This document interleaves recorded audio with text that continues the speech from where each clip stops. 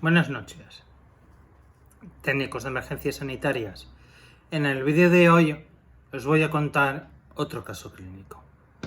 Un caso que tuve hace unas semanas, el mes pasado. Fue en una población que hay al lado de la nuestra, donde estamos ubicados, y fue una señora de unos 50 años que, volviendo a su ciudad de residencia en otra provincia, se indispuso y pararon ahí en un bar que hay junto a la carretera para a ver si se reponía. El aviso nos decía que estaba pálida, sudorosa, le dolía el estómago, tenía náuseas y estaba en el cuarto de baño. Cuando llegamos, la señora ya no estaba en el cuarto de baño, estaba sentada en una silla, con la cabeza echada hacia atrás, completamente empapada en sudor, y parecía que estaba inconsciente. Cuando nos acercamos, realizamos el ABCD, comprobamos que sí que estaba consciente, por lo tanto respiraba, tenía pulso y tal, y empezamos con la anamnesis y la toma de constantes vitales. Mientras que yo empezaba a tomar las constantes, mi compañero empezó a hablar con las hermanas que iban con ella, de si padecía alguna enfermedad o tenía algún problema.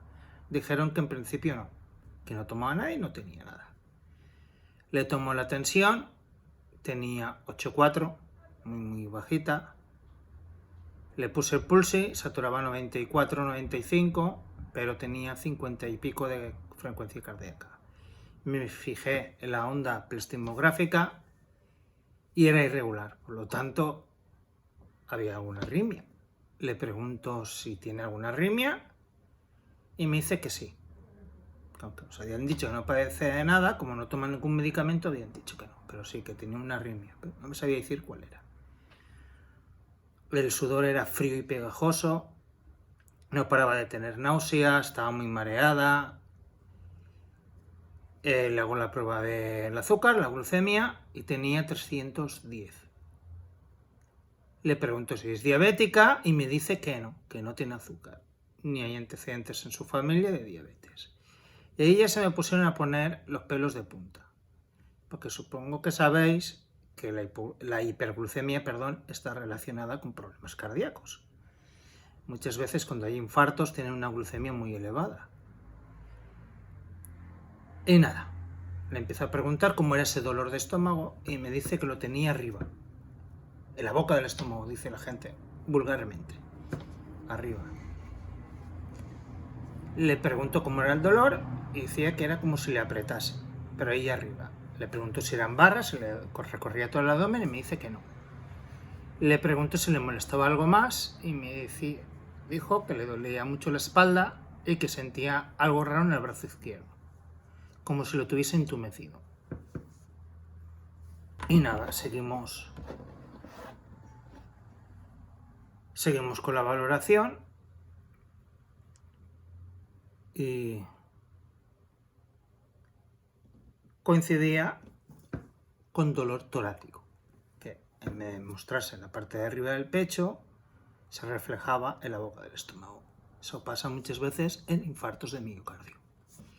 Llamé al coordinador médico, le expliqué lo que estábamos viendo y decidió enviarme el soporte vital avanzado para que realizasen una evaluación más correcta. Mientras que venían los compañeros, seguimos reevaluando a la señora. Estaba muy pálida, muy mareada, la frecuencia cardíaca súper bajita. Cuando se movía un poco le subía, pero en cuanto se relajaba le volvía a caer a 50 y pico. Tenía muchas náuseas, pero no vómitos, y esto es un claro signo de cortejo vegetativo. Además de la sudoración fría, pegajosa, esa glucemia tan elevada, ese sudor profuso. Y nada, nos quedamos esperando los compañeros de soporte vital avanzado. Cuando llegaron, procedimos a subir la señora a la ambulancia. Nos pidió el doctor que subiese con él para explicarle qué es lo que habíamos ido observando y cómo estaba, que le pasase las constantes y tal. Le comenté cómo estaba la señora, que el coordinador nos dijo que no le diésemos cafenitrina, que bajo orden médica sublingual la podemos administrar, por debido a su tensión tan bajita. Dijo que sí, que muy correcto. Siguieron un poquito la anamnesis y le hicieron un electrocardiograma. Y se vio una ligera elevación del ST.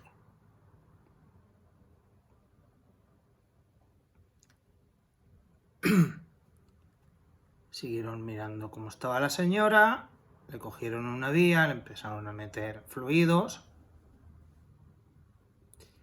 le subió un poquito la tensión, tenía, ya creo recordar que 16 era así, tenía 16 de tensión, no le pusieron oxígeno porque saturaba a 94, pues prácticamente 95, y los problemas cardíacos, si está a 95 o más, ya no se pone oxígeno como antes, que se ponía siempre, porque el oxígeno es vasoconstrictor.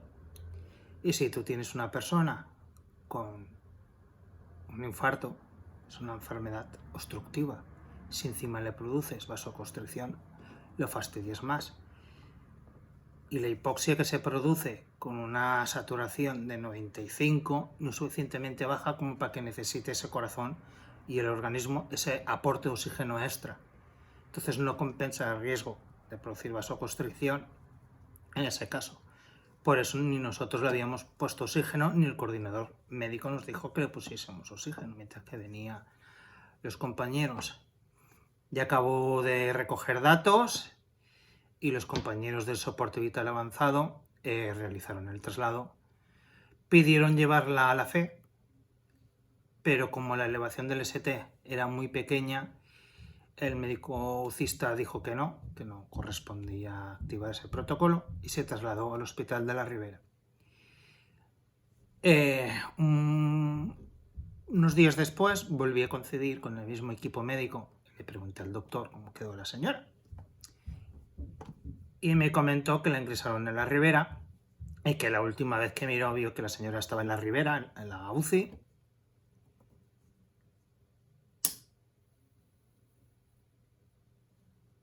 y se estaba recuperando. De ahí la importancia de que valoremos correctamente los pacientes, dentro de nuestras competencias, lógicamente. Tenemos que mirar bien si es un dolor de estómago, una lipotimia o puede ser otra cosa. Porque es muy fácil en estos casos confundirlo con un dolor abdominal, que hubiésemos cargado en la ambulancia. En el mejor de los casos, hubiésemos pasado por el ambulatorio y le hubiesen acabado haciendo el electro, se hubiese descubierto la perdiz, pues hubiésemos decidido trasladar directamente al hospital debido a que tenía la tensión bajita, pues nos podía haber dado un buen susto por el camino, debido a su estado de salud, a no recibir el tratamiento más adecuado posible para la patología que la señora estaba sufriendo. Así que, compañeros y compañeras, evaluemos bien el paciente, no tengamos miedo de llamar al médico coordinador y consultar qué es lo más adecuado para cada momento, y seamos lo que somos, técnicos en emergencias sanitarias. Hagamos todas las constantes vitales, hagamos una anamnesis correcta, valoremos todos los signos y síntomas que presenten nuestros pacientes, que es nuestra competencia. Y siempre que hagamos esto, haremos perfectamente nuestro trabajo y se beneficiará a nuestros pacientes. Bueno, compañeros y compañeras, esto es todo por hoy. Os espero en el próximo vídeo, que espero grabar en unos días, y en este hablaré sobre la evaluación inicial del paciente con hipoglucemia. Muy buenas noches.